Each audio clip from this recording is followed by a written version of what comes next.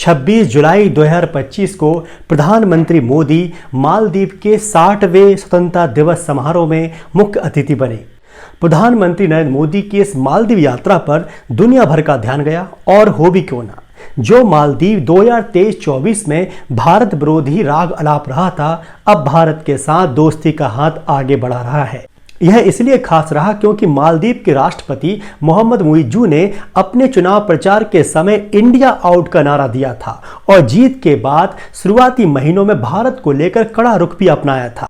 2023 में मुइज्जू के राष्ट्रपति बनने के बाद नरेंद्र मोदी मालदीव पहुंचने वाले पहले विदेशी नेता हैं। शुरुआती दौर में वे चीन से रिश्ते बढ़ाने की बात करते रहे थे, लेकिन अब उन्हीं मुइज्जू ने प्रधानमंत्री मोदी को मालदीव के इस बड़े राष्ट्रीय समारोह में मुख्य अतिथि बनाकर बुलाया है।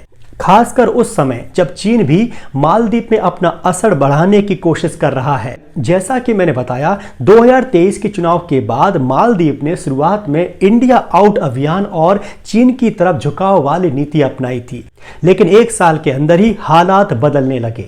आखिर हालात क्यों बदले? इसके संभावित कई कारण हैं। भारतीय सैनिकों की वापसी और लचीला रुख, घरेलू स्तर पर आर्थिक मुश्किलें और चीन से उम्मीद के अनुसार समर्थन न मिलना, इन सब ने मालदीव को मजबूर किया कि वह घरेलू राजनीति को भू राजनीति से अलग करे। इसके साथ ही भारत और मालदीव अपनी विदेश नीति को, फॉरेन पॉलिसी को पार्टी आधारित झुकाव से अलग ले जाने की कोशिश कर रहे हैं।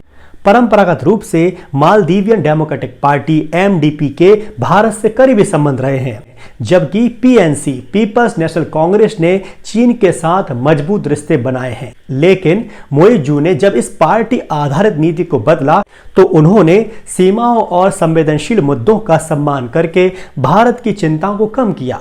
इसके बदले में उन्हें भारत से जरूरी आर्थिक सहयोग और मदद मिली।